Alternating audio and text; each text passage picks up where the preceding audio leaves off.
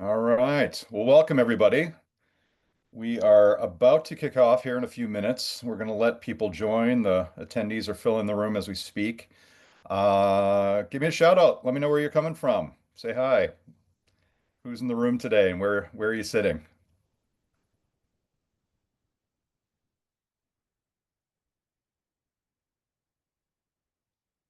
Denver. I'm actually headed to Denver soon. My youngest son is at Boulder, so we're going to carry the skis down and do a weekend visit before Eldora season opens up. Mineral Wells, Texas, Quebec, San Francisco, Sweden, Portland, Oregon, Calgary, Jacksonville, Bristol, England. Hi, Hannah. Finger Lakes in New York. Wow, what a great group today.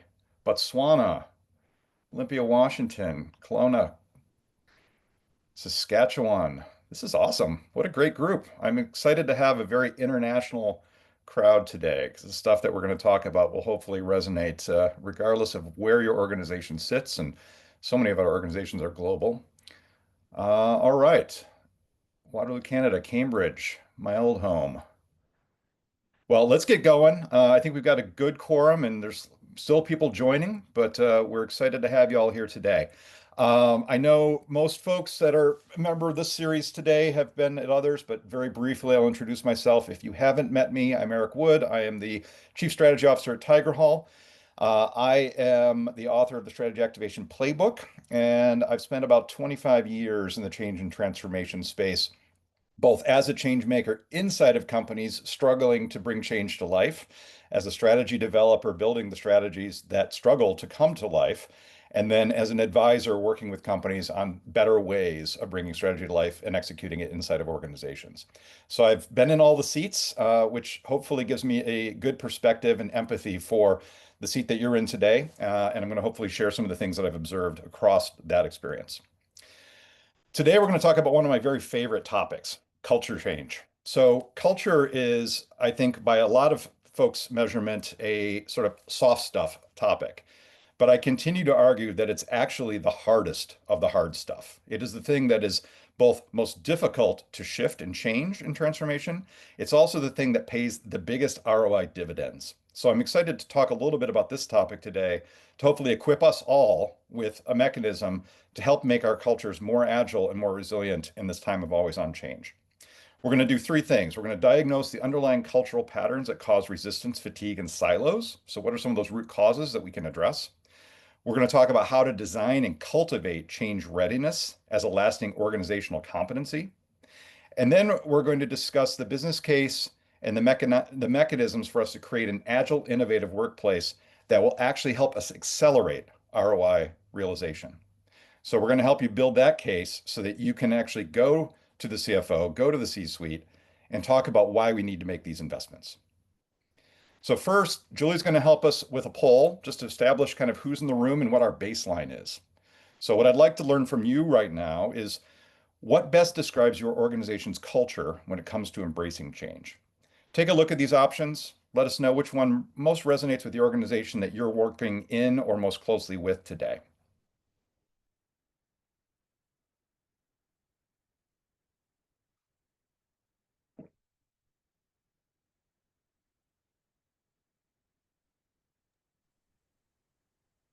All right, Interesting. we're gonna give people a few more minutes. Oh, sorry.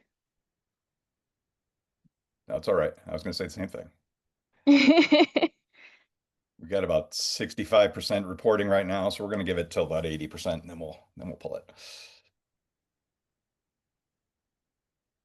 Glad to see such a big group here today. It takes us a little longer to get the poll finished though.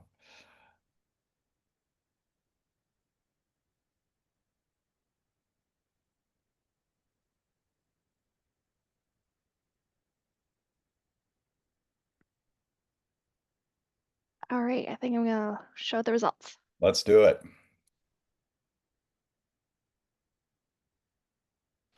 All right. So 37% of you say we are reactive. Change often feels imposed. We respond under pressure and struggle with fatigue or resistance. So more than a third are in that reactive space. The next third is at the compliant space. We manage change when required, but it's driven mostly by top-down mandates rather than shared ownership. Then we get to resilient. We've got 16% of us saying, we're in a resilient organization. We built some solid change management systems and leadership support. We've still got some silos we need to deal with, but we're on the march. And then we've got 14% of you in that category of adaptive or even regenerative. I'm amazed. This is the first time I've ever asked this question and seen anyone say regenerative. So those 2%, thumbs up. Adaptive, our teams are open to change, learning, and experimentation, though alignment can still be a challenge. And then at the regenerative state for 2%, 2 out of 100. So 98% of you are not here yet.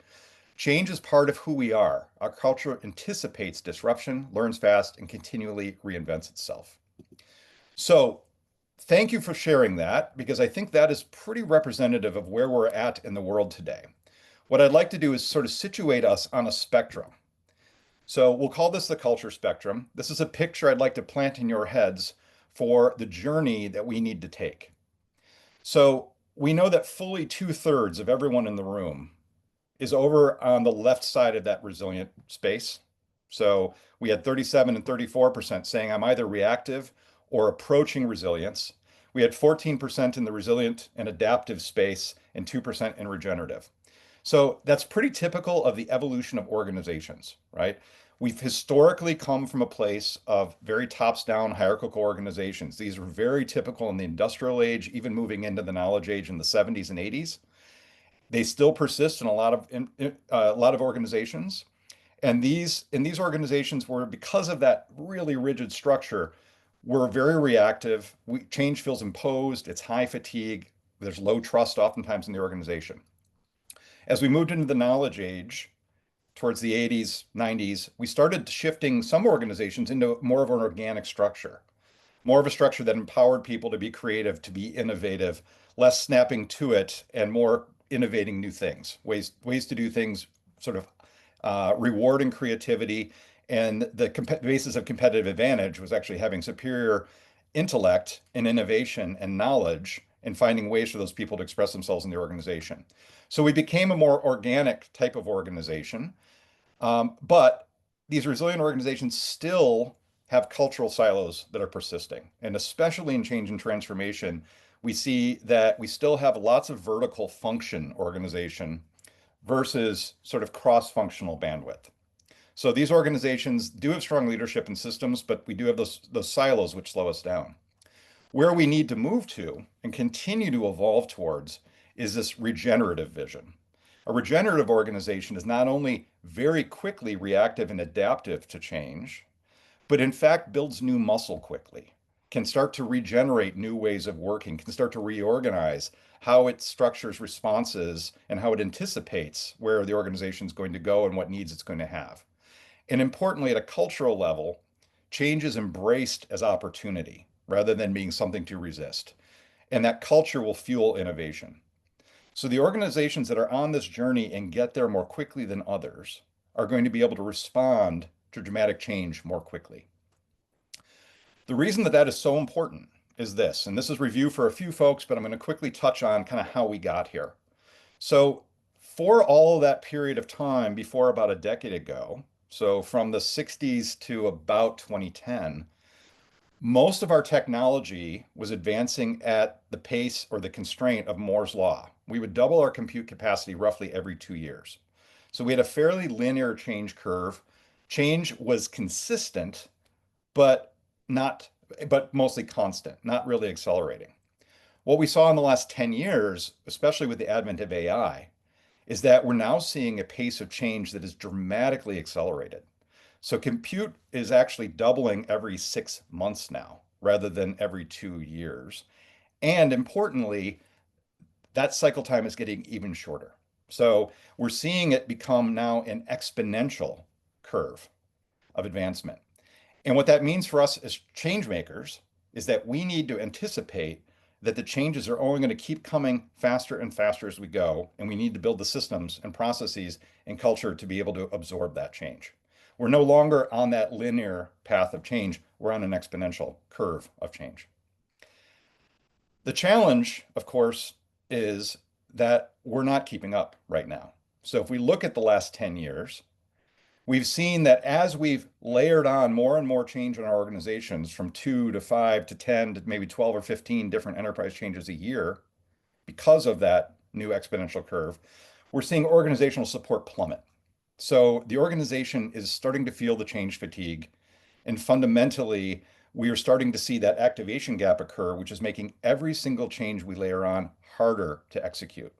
So for those of us that are worried about being in those 20% that are successful with our changes, we have a headwind. So this begs the question, is your organization structured to thrive in continuous change or just to survive it? And of course, there's a third option, but I didn't put it on the slide. We're going to assume you're going to survive it. But fundamentally, the question that we need to be asking ourselves today is how are we going to actually thrive in this new environment? How do we adapt to this new environment? So let's talk a little bit about that.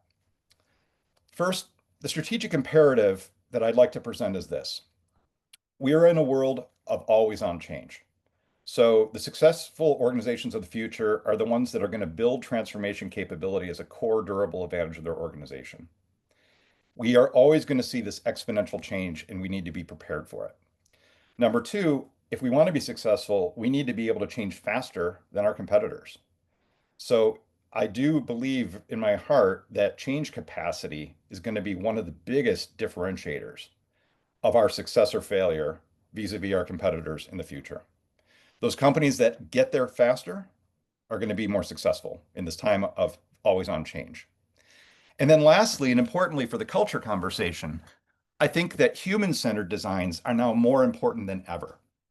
So as we layer in automation, as we layer in AI tools, as we mechanize, at least in our systems and processes, more of how we do our work, the people in our processes are either going to be obstacles to that or enablers. And that's really the chasm we need to jump today is how do we move from change resistance and the obstacle of people in the system to actually supporting those people and being enablers to the changes that we're trying to make in our organizations. So my most important point that I'm thinking about today is this idea that a culture and capability of transformation is the competitive advantage of the next stage. And I chose both of those words mindfully. Not only the capability for transformation, but a culture of transformation is going to be the combination that's going to win. And let me unpack that just a little bit. The goal, the measuring stick, if you will, is change capacity. Our organizations, if we're going to achieve this goal, need to have greater volume or bandwidth to absorb and execute change than we have today. So we need to build that volume and bandwidth in our organization. And there's two ingredients to that. So change capacity is going to be a function of both our change capabilities, sort of the systems and the structural processes and the skills and the capabilities that we've got inside the organization, along with our change agility. Change agility being the culture, people in the organization and their response to change. We can have one of those things and not the other, and it won't be sufficient. We need to put the two together to be effective. To unpack that picture a little bit, I'm going to talk about both of those components, and then we're going to dive into how to start building that culture. So on the change capability side, the institutionalized systems are what we're talking about. These systems can be built. So these are things that we can actually build as tools in our organization to enable our organization to run more effectively. Ingredients might include things like a permanent cross-functional transformation office that reports to executive leadership, building the connective tissue across all those silos, managing all of those enterprise priorities in harmony. We might have a standard framework for change activation, strategy activation methodologies, ProSci, some other mechanism, but some common language that everyone in our organization speaks so that as we start talking about change, we have a common mindset and lingua franca around what we're doing. We want to make sure that our leaders are leading from the front in this case. Now we've got embedded change leadership and training and support for those initiative owners and those business owners so there's some supportive infrastructure there. And people are leading by example, importantly. And then we've got the real-time dashboards and governance situation to be able to actually measure and manage what's going on in the moment, not after the fact. So we can't measure whether our change initiative worked 6, 12, 18 months later. It's too late. We need to know today how we're doing, where we're at, and what we need to do to move towards our goals. So we need to use data more effectively than we have in the past. And then lastly, for the people in the organization, we need to support them with a library of playbooks, tools, and repeatable processes that can be the frameworks and accelerators to help them build the muscles to be change resilient. So that's a necessary condition, but it's not sufficient. To make us truly an organization with great change capacity, we need to build the speed and flexibility of the people inside to be agile and adapt very quickly. And this, importantly, is a cultivated capability. So I'll talk a little bit more about cultivation in a second, but just to paint a picture of what I'm talking about from a culture profile perspective, we want to see that in this organization, leaders are visibly modeling change behaviors such as transparency, adaptability, continuous learning. They're not delegating change to the change management team or the PMO. They're out there in the front telling the stories of why we're doing this, where we're going, the progress we're making, and what we expect tomorrow. They've got to be showing us that they're using the tools themselves and role modeling those behaviors. That's an incredibly important cultural identity. Secondly, we need to make sure at a systemic perspective that our incentive systems and our recognition programs actually reward experimentation, risk-taking, the collaboration that we're asking people to do. We can't have the leaders saying, go do this, and then have the systems work against them. So we need to build a harmonious alignment of all of those components. We need to make sure that we're building in the capabilities for regular storytelling and internal communications that celebrate those successful transformations and share those best practices. So the best way to light a fire in the culture is to say, go try this new thing, and then have that person celebrated for doing that new thing, showing what they did differently, and having other peers want to mimic that to share that success. So how do we start to build a storytelling culture that starts to build a movement around the changes that we're making and put a spotlight on those positive shifts that we want to see being replicated? To do that, we also need to make sure we've got psychological safety in the organization. So the team norms have to embrace all of those things, both in word and in action. And we want to make sure that we are always measuring, maybe we being the change leaders, we're always measuring our change readiness in the organization and understanding what's working, what's not, and how to make it better. So having a constant two-way feedback culture that's constantly cultivating the change is the reason I chose cultivation as a word. Fundamentally, this project never ends. We might build those institutionalized systems, but we need to constantly cultivate our culture by making sure that we're modeling adaptability, we're recognizing and rewarding people for the changes that they're making, the experiments that they're doing, even those that fail, and we're storytelling to reinforce the purpose of what we're trying to achieve. If we do this well, and if we constantly measure and manage how we're doing and constantly improve what we're doing, culture now becomes a system of reinforcement, not resistance. And it'll ultimately turn that change into momentum. So that's a huge shift that we need to make. And this is a shift that can be achieved, but it's like moving a battleship, right? We've got to go from change resistant to a cultivation flywheel that ultimately at all levels of our organization is going to reinforce this behavior. So my next point of view is this. If capability as an asset is the baseline, then culture as the catalyst is going to be the differentiator in your business. And let me talk about why I think this is the case. So very simply, once your tools and capabilities are equal, once we all have the same AI tools, once we've all implemented the same top tier ERP system, once we're all running our go-to-market on the best CRM programs, it's the people inside the organization that will either be obstacles or enablers to us getting farther faster. We're going to equalize all of our tools. Technology will be a level playing field. So the differentiator is going to be what we do with those tools and how people adapt those tools to achieve outcomes more quickly than other folks. So we know that those capability and skill sets and institutionalized systems will enable the change, but it's actually going to be culture that accelerates and sustains it. And I'd like to build the business case for you so that you can start to think about how to make this argument at home. This is something that's going to be really critical for us to start the movement in our organizations towards making investments in culture. Very simply, culture, I believe, is the catalyst for activation velocity.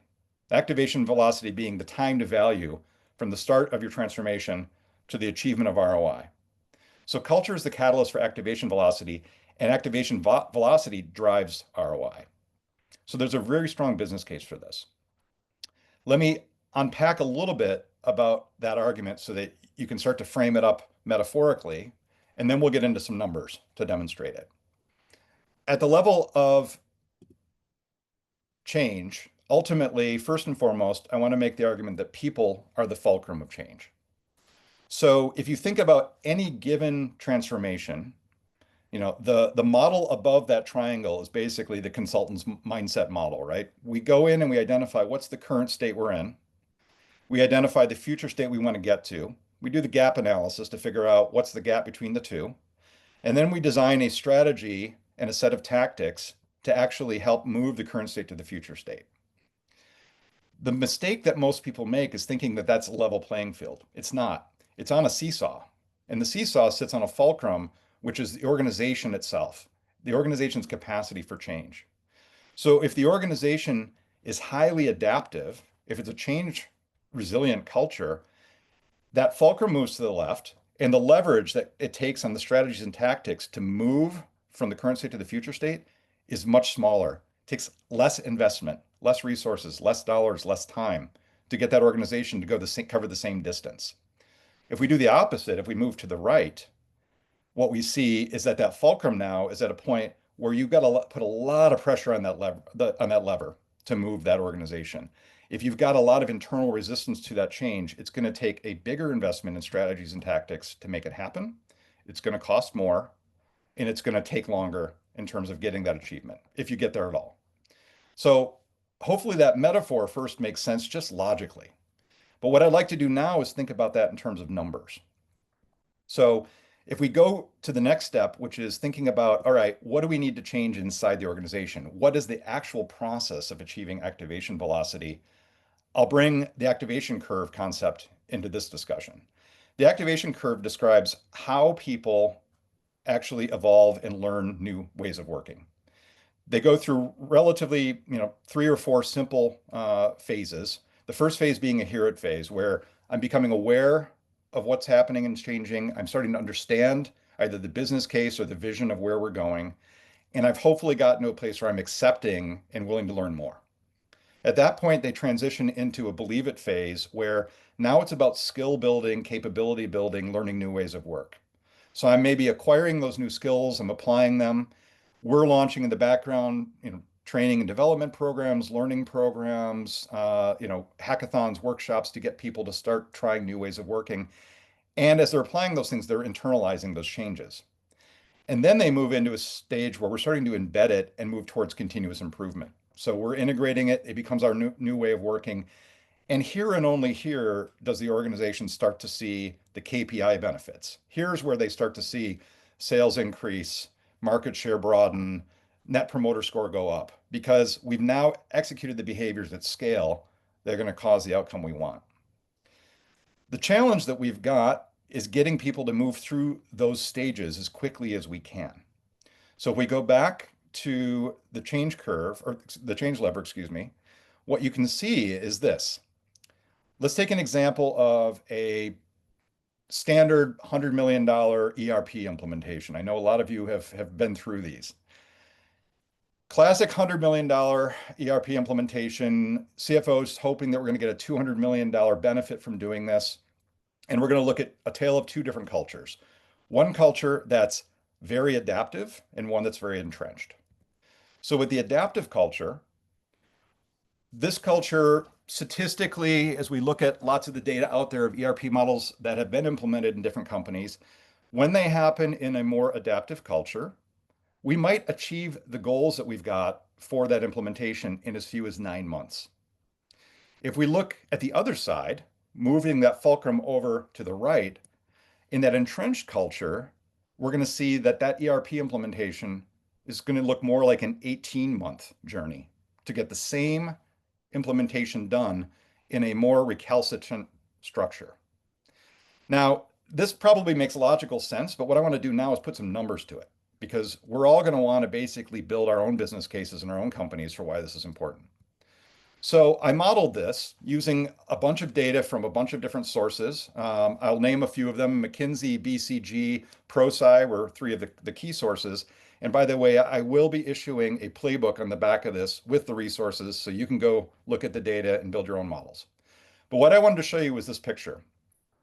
If we look at the assumptions based on looking at lots of longitudinal studies of transformations in two types of cultures, in the entrenched culture, what we see as cultural traits are top-down, siloed, low engagement kind of cultures with reactive or poor to fair change maturity. In the adaptive cultures, we see collaborative, transparent, and empowered cultures that are very proactive in their change maturity, and they have very high levels of change maturity in their organizations. And the results below that speak for themselves. So at 6 months, the user adoption in the entrenched culture is 40%. It's double that in the adaptive culture 6 months later. It's at 80%. The actual utilization of that ERP system and its tools is at a 60% utilization rate in that culture. And on the one on the right, the adaptive culture, we're at 95%. Proficiency time, 18 months versus 9 months. We've already talked about that. And then on the cost side, the schedule variance, the adaptive culture got there on time or early, whereas the entrenched culture was 30% over the original schedule with a budget variance of 20% from the original plan, 4 times that of the adaptive culture. And the great news about all this data is that we can then turn it into dollars. So bang box, $73 million advantage to that 100 million implementation for the adaptive culture. And how did we get there? Well, the entrenched culture, the cost of their initiative was about $120 million. The benefits that they realized were about 130 million because it took them a long time to get there. That computes an ROI of about 8%. And it took a 30-month payback for that investment. That adaptive culture, however, because they increased the activation velocity and shortened the time to value. When we start looking at time value of money, we had a $105 million investment. We realized 250 million in return for an ROI of 138%, exceeds the expectations, and the payback was only 18 months. The value gap between those two, $73 million. So you can do this same kind of math in your organization. You can look back at some of your implementations that you've done, some of your transformations that you've done, whether they be technology, culture, merger integration, and just start to take some of these facts and figures and say, what if? What if we were to have done it differently? What if we could have activated it at twice the activation velocity we did? What would that have done? That gives us roughly a good picture of how to translate this into your own organization. And for the question regarding the two cultures, yes, this assumes the orgs are the same size and the same industry. So the only thing that we've done in this model is to assume that what's different is the cultural agility. So with that, I want to dive into how we do this. So the next point of view that I'd like to share is this. Cultivating a future-proof culture of change is a design exercise. We can mindfully do this work if we have the air cover and the support from leadership to make the investment. So I'm hoping we can all share in building this business case together so that you can go out and do this yourselves. The how comes in 5 parts, and I'll unpack these in a little bit more detail. First, we want to diagnose the sources of resistance. For every organization, it's going to be different. So I'm going to share a couple different examples of common cause, but you need to diagnose what's going on in your own organization because we all have very different cultures. Number two, we need to take some of those initial steps to build the foundation for change readiness. We need to put some of the blocking and tackling in place before we start shifting people to ask them to use those tools. We then want to do the design exercise of actually designing what is the culture we want here. So your culture's future state is going to be an evolution from your current state. So it's going to be unique from somebody else on this webinar, but it is a design exercise, and I'll share a tool that can help you to do that. Then we're going to launch the enterprise-wide transformation effort. This has to be enterprise-wide if we're going to be successful, and we'll talk a little bit about how to do that. And then lastly, the reason I continue to come back to the word cultivate is that we need to constantly measure, manage, and improve our culture. It's a constant effort, like cultivating a garden. It isn't a one and done. So we'll talk a little bit about how to do that. For that first step, step one, we have to diagnose the sources of resistance in our organization. resistance isn't typically a people problem. It's usually a culture or a capacity problem that can be overcome. Five common causes, and there are more, are these. Oftentimes we have resistance because we have a lack of trust and transparency in what leaders are asking us or telling us to do. And one of the remedies for that is to build more two-way communications in place and leadership-led role modeling. So critical to take some of those steps around getting the leaders engaged in this part of the process. The second factor, or a not in rank, but not in importance, but a second factor is fear of loss. Oftentimes, probably people will raise this as the most important factor. A lot of times people are resistant to change because they fear their loss of identity, they fear their loss of status, they fear the loss of their job.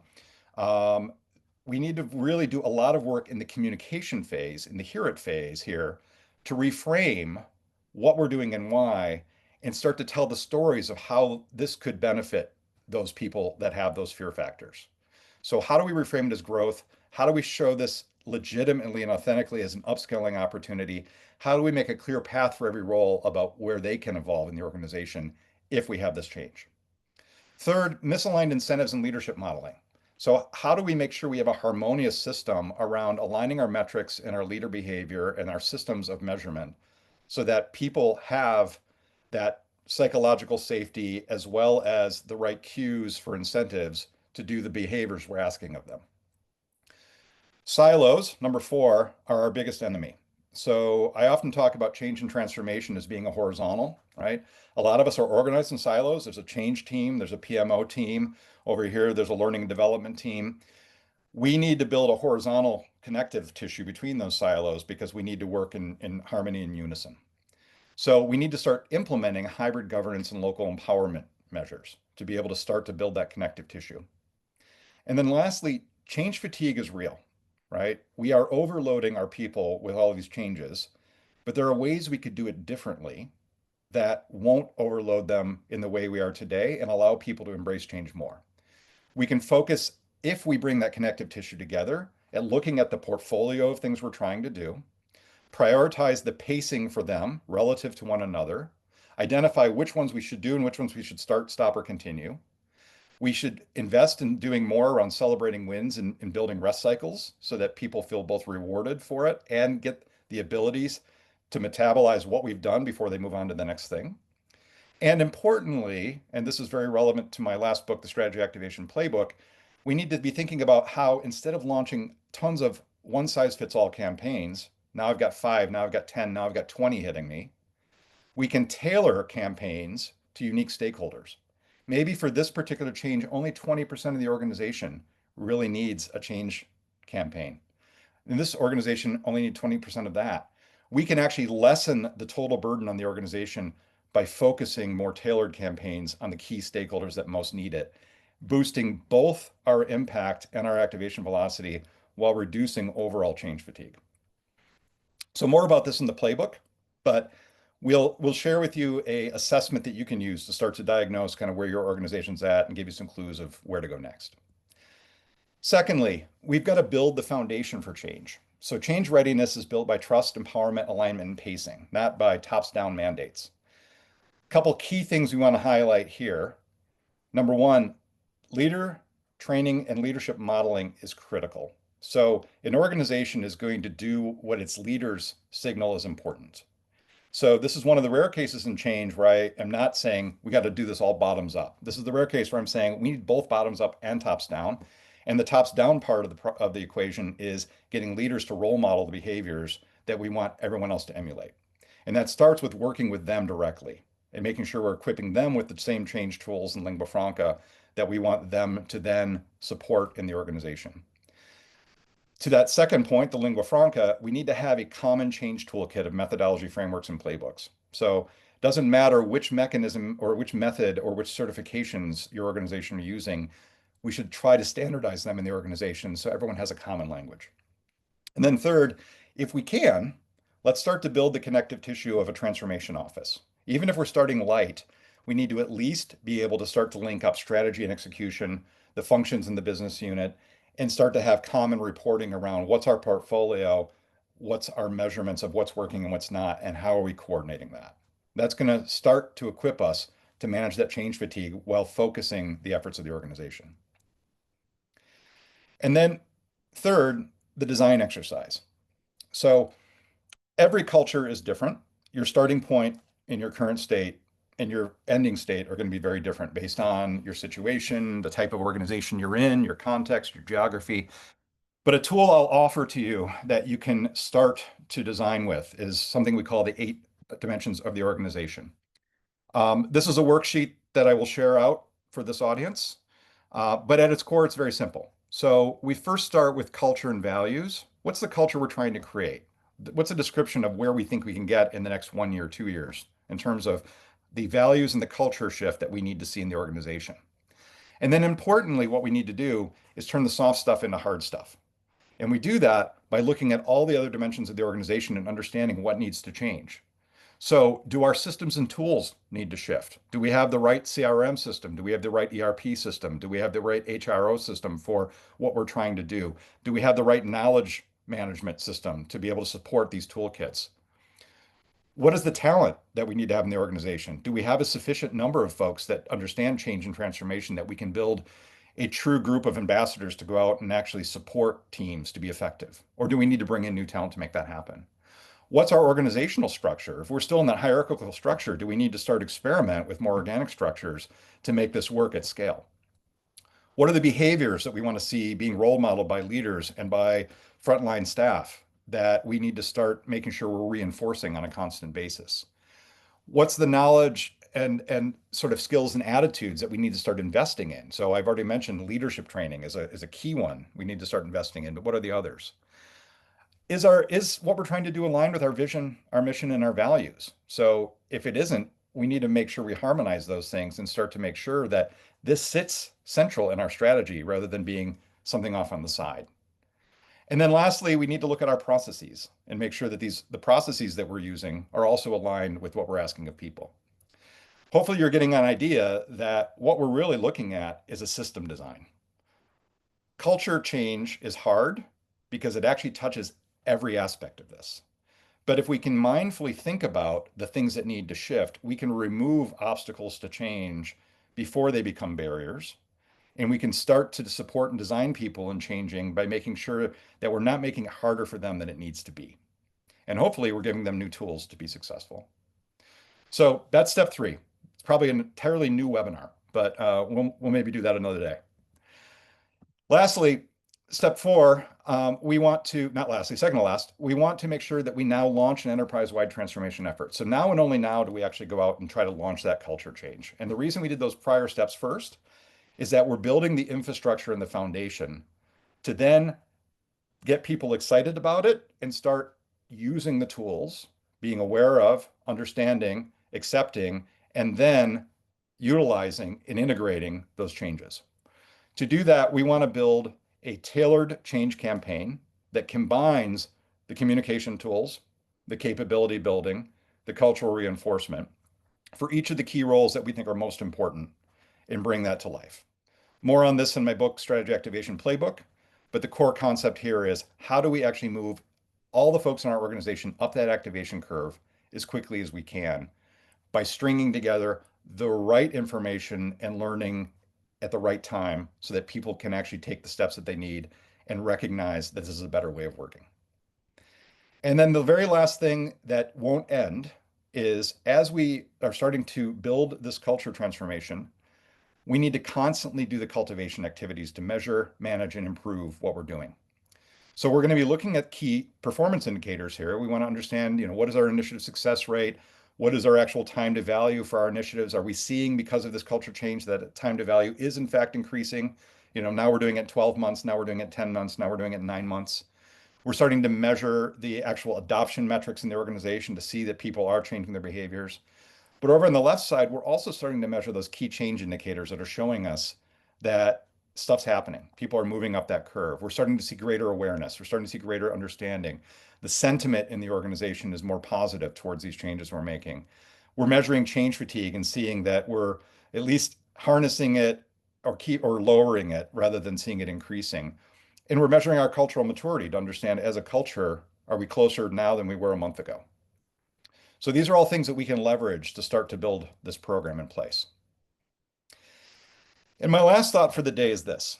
So If everything that we've just talked about makes sense to you, and you can start to frame for your organization a business case for how we do this, the last piece of data I want to give folks is this. Building a future-proof culture change is your most valuable enterprise transformation project. And what I mean by that is it should be done first. It is more important that we do this enterprise change before any other transformation or enterprise that your transformation office might lead. And very simply, culture transformation is a force multiplier and an ROI accelerator for every other initiative you do. It's a simple concept. If you are in that category of entrenched, every single initiative you put through those people will take you twice as long as your competing company that's doing the exact same thing with a more adaptive culture. That will cost you time and money. If instead we focus first on the culture and making our culture more resilient and adaptive, every single transformation we launch from that point on will have a higher ROI because we will shorten the time to value, we will increase our chances of success, and we will ultimately achieve our goals much more quickly than those that are facing the obstacles of an entrenched culture. So I want to encourage people to start to build this case inside their organization that this is in fact the first transformation that we should really be focusing on an enterprise-wide basis.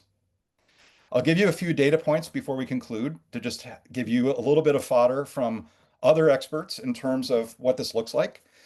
As you're thinking about building your own business cases, you can leverage some of these broad assumptions to start to model what it would look like in your organization. We learned from McKinsey, for example, that organizations in the top quartile of cultural health are 3 times as likely to outperform their peers and 2 times more likely to sustain performance over time. We also learned from them that companies that improve their health, which they define as culture, leadership, accountability, learning orientation, a lot of the things that we're describing here as well, sustain their transformation gains 79% of the time versus only 26% for those that just focused on the institutionalized systems. So really good data points to start to contrast two different companies, two different stories. From Gartner, we looked at some of the people side of it. Organizations that intentionally invest in change resilient culture show a 47% higher rate of successful initiative adoption and importantly, 30% greater employee retention. So not only are we going to get there faster, we actually keep our best people as we're doing it. So that's actually that's both velocity as well as a cost avoidance, cost losing our best people. We get that benefit as well. So it's a twofer. And then lastly, from BCG, only 30% of large-scale transformations succeed, but when leaders also transform culture and ways of working, the success rate doubles to 70%. And those transformations that integrated culture and behavior change created 2.5 times more value and reached their break even 6 months sooner on average. So again, reinforcement of some of the example model we looked at that you can start to utilize to start to build your own model to say, what if we did it here? How could we make this happen? So I'm going to leave you with these next steps, and then we've got a little bit of time for some Q&A.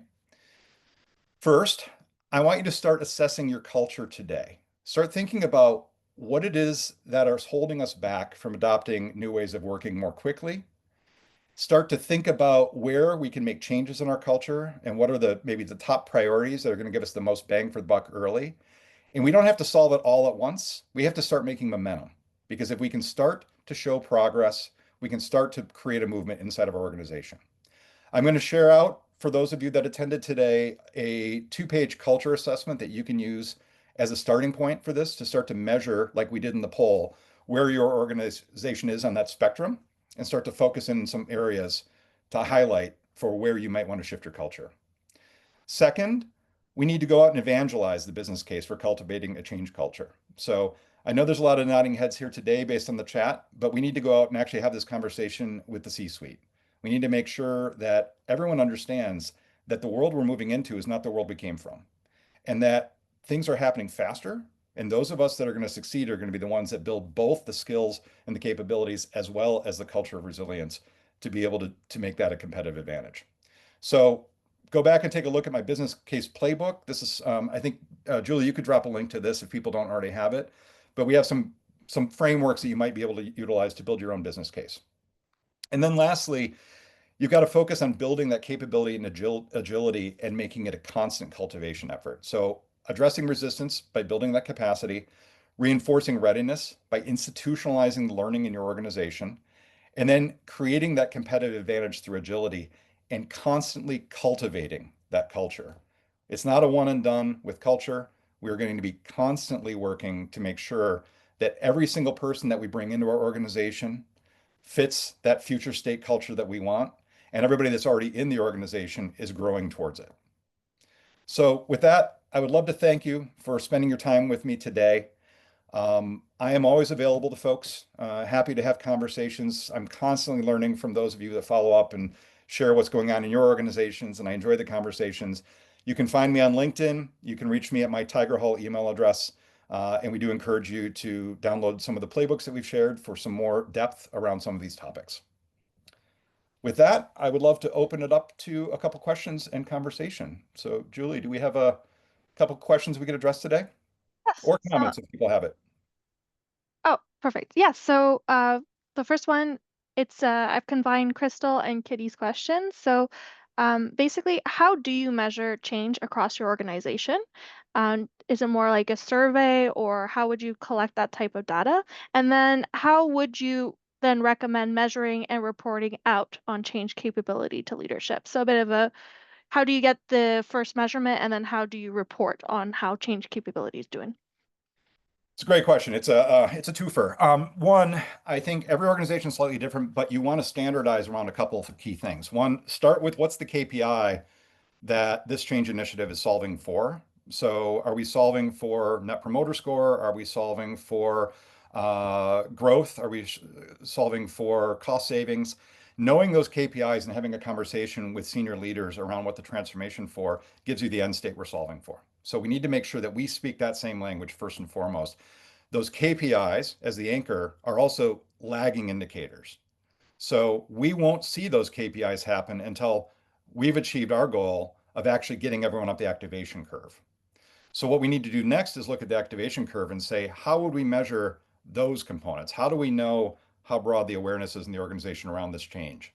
How do we know how many people understand and are moving to action? How many how many people now have adopted the new way of work? Maybe they're now in the ERP system using the new module, or maybe they're demonstrating the behavior in customer meetings. How will we know that they've started to integrate this? Those are what I've been calling KCIs, key change indicators, and each of your organizations has them in different places, but you need to go and get that data. If you're using technology tools, you might be able to actually talk to your IT folks to say, "Hey, can we look in the LMS learning management system and understand how many people have finished the course and successfully given the results that we expected and are demonstrating this behavior now in the CRM system," right? That would start to show adoption. That would start to show awareness and improve those things. In other cases, you might be able to look at sentiment data. The CEO just did a town hall meeting, thinks he killed it on stage, but the reality is all the sentiment in Slack is, I got this thing, but I didn't understand these three things. Well, that's a great signal for us to look at. Yeah, we don't have the awareness we need. We need to go back and work with the CEO to make sure that the communication is more clear around these three topics. So, in short, take a look at the activation curve, understand how you measure awareness, how you measure adoption, how you are starting to measure people's velocity towards the new behaviors, and then build a dashboard for your transformation that captures those leading indicators as well as the lagging indicators and puts it together in one place so that you can show senior leaders, we're not there yet, but I can prove to you that we're marching towards it because I'm seeing these groups move up the activation curve. If you want more on this, there's a playbook. I don't think we've got the link ready, but there is one on measuring ROI that I might point you at that really unpacks this in more detail. Thank you. So we have a question from Liza or Lisa. I'm not sure how to say her name or his name. How would you recommend building a transformation office if there are manpower resource constraints? Unfortunately, that is always the case almost, it seems. I've not yet worked with the transformation office that had the funding and resources it wanted. So one thing I would point you at in this case is we now have tools that we never had available to us to help us be a force multiplier in our organizations. Obviously, I work for Tigerhall, which is a software platform that's focused on supporting the transformation office and its success. But if you don't have a SaaS platform that's tailor-made to do this, you can identify a number of different tools to actually help support your transformation office or your change and transformation capabilities. AI gives us an amazing set of toolkits to create content, for example, that is both more tailored to individual stakeholders' needs than that 100-page PowerPoint that we get at the town hall, and can be delivered to people in their native tongue because we can send it out with a link to translate it into one of dozens of languages, thereby making that content more valuable, more targeted, and more likely and easily consumed by our target audience, and more likely for them to retain it and move to action. Those are AI tools that now exist in our world that we can utilize to basically up level our very limited resources to make that happen. So lots of different ways to be able to leverage the tools. The other thing besides AI tools is, I think one way to think about the transformation office is it doesn't have to be a staffed function. It can be basically a coordinated group of ambassadors from across lots of functions. So another way to be thinking about staffing your transformation office is to understand who are the skills and the capabilities in different silos that I want to put together in a horizontal matrix that's going to give us what we want. Do we have somebody from the CMO on our team? Do we have somebody from learning and development on our team? Do we have somebody from the HR team on our team? Do we have, et cetera? So that we can say, all right, we just need an allocation of each of those resources, and there's a business case to be developed to actually do this because your team will be more tied into the enterprise-wide priorities if you give me 30% of that project manager. So there's other sort of scrappy ways to approach it, but because it's a horizontal, it's almost best to build your transformation office from resources that are already embedded in all the other silos that you need to knit together. Thank you for that question. We have a question from Elizabeth. She asks, stakeholder mapping is typically done at the beginning with many of the stakeholders already in on the change. Then they change roles or new people come in. How do you handle stakeholder changes over time? Yeah, in the old days, that was a lot of spreadsheet management, wasn't it? Nowadays, I think with technology, so for example, at Tigerhall, the way that we handle that is that if you have a software tool to support your strategy activation, you can start to build dynamic groups. You can do this in Teams as well, as long as you can tie into your Active Directory, whatever software understands what role Eric's in his organization and where he moved to. You can start to build dynamically targeted groups to say, all right, I need to reach all project managers on Susan's team and down 2 levels in this geography, and let technology help you have the signals to understand this person has moved off that team, but this new person has moved on that team. This new joiner should get the first 3 months of the change communications before we give them that. So there's automation that can now be done using technology so that it's not a manual process anymore. I worked with a hotel group, for example, where there's a lot of turnover at the front desk role. By leveraging the Active Directory to signal when to queue up the right content for them when they first join versus when they've been embedded for a couple of months, we're able to actually focus the attention on making sure people have the right communications at the right time in the right place. And if they change groups, now they're getting the right content for their new role. So again, this is a place where I want to encourage people in the change space to go spend some time with the IT team and understand what's possible now that we couldn't do yesterday. I think we got time for one more question, Julie. Perfect. So Maduri asks, in a world of continuous change on multiple fronts, the model feels a bit linear sometimes. How do we take folks through multiple changes through all the different stages? I might have you unpack that for me a little bit in terms of, and Midori, if you don't mind coming off mic, what do you mean by linear? Is it that are you talking more about a one size fits all campaign or from the perspective of one stakeholder? Hi, Eric. Yes, thanks for taking the question. I think what I'm looking for is when there are multiple changes Hmm. in parallel, right? HR is launching something, IT is launching something, finance is launching something. Then how do we take people through this linear process of the model that you talked about, right? When you have to take them through first seeing it, believing it, living it, Hmm. and all these changes all at once. Like, so you could be in one stage with one change and you could be in another stage with another change. So that feels very chaotic to me, but maybe that's what I'm trying to understand is how do we take your model and leverage it for multiple changes all at once, which is a common reality for all of us. Yeah. Is I, that helpful? I swear Midori wasn't a plant. This is next week's webinar topic. So Okay. I am so glad for that question. That's a great one to close on because um, the quick answer to your question and then the plug for the next webinar is one of the ways we can reduce change fatigue is to start thinking of change like a marketer. So historically, and just set that up historically, as we've added more and more change and transformation, we've added more and more one size fits all campaigns targeting 100% of the organization. And people are just getting inundated, right? It's just overwhelming to get all that content. If we actually start as change leaders thinking very strategically around who are the 20, 80-20 rule, who are the 20% of the people in the organization that we need to work with to get 80% of the activation value and enough to start the snowball rolling so we can get actually that movement started. We can then focus on creating very tailored change campaigns to smaller audiences so that when we're running 6 or 8 different campaigns, we're not running 6 or 8 campaigns with 100% of the company, but we're really focusing on those folks that are most critical to achieving the outcomes that we need while reducing change fatigue for everybody else. So that's my number one recommendation there. I've got some other thoughts on it as well, but it really comes down to how do we start tailoring change campaigns so they're truly focused on the 80-20 rule and working on the 20% of folks that are going to give us 80% of the value and subtracting all of the noise for everyone else. So anyone that's interested in that topic, I would love for you to join us next week. That's going to be our webinar on Wednesday. And again, thank you all for joining today. I always love these conversations.